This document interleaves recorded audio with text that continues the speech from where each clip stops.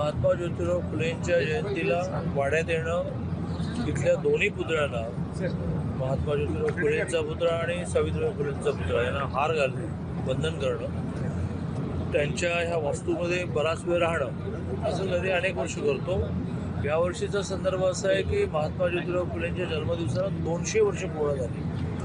त्या निमित्ताने महाराष्ट्र शासनाने पण वर्षभर खूप कार्यक्रम आयोजित केले आहेत आणि त्यामुळे आजच्या महात्मा ज्योतिराव फुले जयंतीला 200 वर्ष जन्मदिवसाला पूर्ण झाल्यामुळे विशेष महत्त्व आहे. इथे एक आणखीन उपक्रम माजी आमदार दीपक पायगुडे करतात.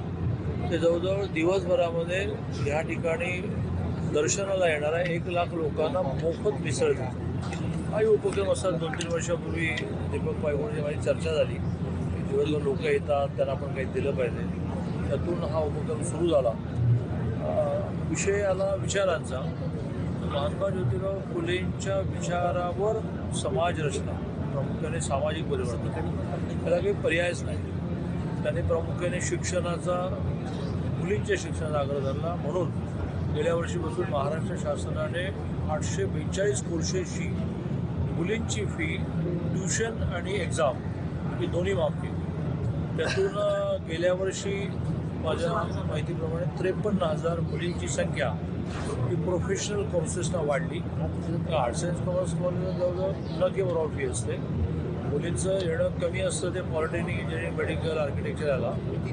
आता ह्या वर्षी बहुतेक ती 78,000 वाढली आहे. त्याचे गोळा करणं चालू आहे. त्यामुळे मुलींचं शिक्षण याचा जो फुलेंचा आणि फुलेने आग्रह धरल्याने सावित्रीबाई फुलेंचा आग्रह होता, त्यात महाराष्ट्र शासनाने मोठी स्टेप घेतली.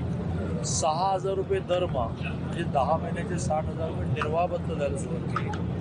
आणि पुढच्या वर्षीपासून बहुधा कमवा आणि शिका नावाची जी योजना आहेच ती थोडी अधिक स्ट्रेंथन करून 5 लाख मुलींना दरमहा 2,000 रुपये कमवा शिकामध्ये देता येईल का, की जे फी माफी आहे, हॉस्टेलचे निर्वाह भत्ता मिळतात, ते 2,000 रुपये ॲडिशनली त्यांना त्यांच्या खर्चासाठी असावे.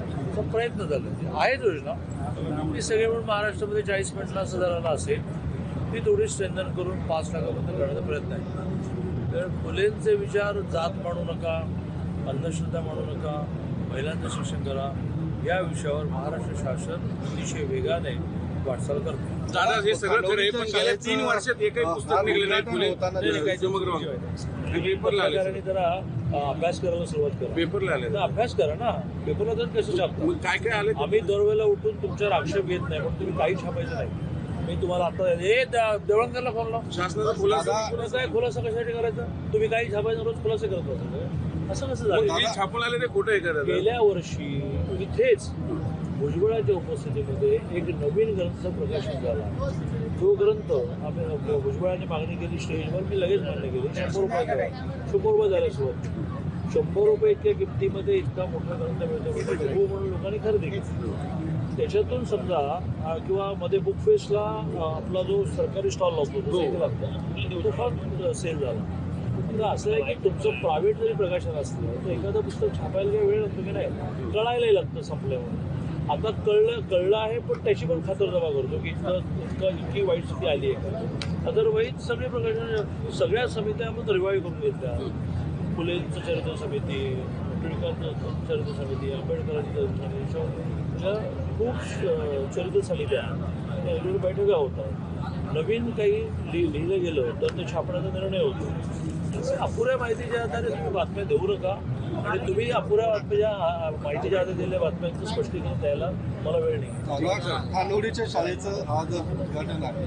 त्या ठिकाणी गरीब मुलांना मोफत शिक्षण मिळावं अशा पद्धतीचं यांचं म्हणणं आहे. कारण आज मुख्यमंत्री देखील त्या ठिकाणी बरं शासनाच्या धोरणात काही अशी ठराविक विद्यार्थ्यांना प्रवेश दिले जात आहेत अशी काही माहिती त्यांच्याकडे आहे. आज त्याचं उद्घाटन आहे. मी चाललो तर माहिती देतो आणि स्वतः मुख्यमंत्री म्हणून येणार असल्यामुळे जर काही चुकीचं चाललं असेल तर ते लगेचच करेक्शनचे आदेश देतील. दादा एक प्रश्न आहे. असं नको करू. नवीन आलं कसं पत्रकारात ढकलतो, तुला काहीच नाही. संध्याकाळी घरी जाऊन जेवण झोपायचं आहे, आम्हाला राजकारण चालवायचं आहे. बरं तुम्ही ढकलणार हे आमच्यावर टाकणार ना.